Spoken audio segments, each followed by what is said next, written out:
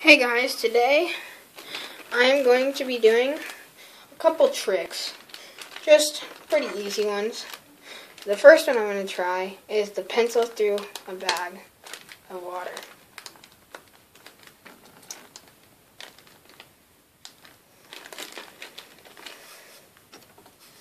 Let's try a mechanical pencil.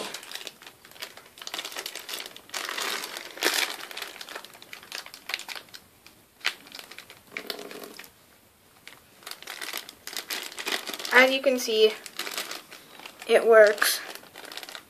So, that's all I have for this trick. Now, my next one is pretty easy.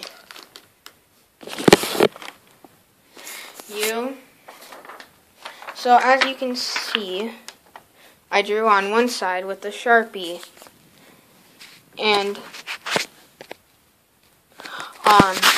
if you flip it over, as you can see, you can't see it. So I grab a flashlight, stick it under there.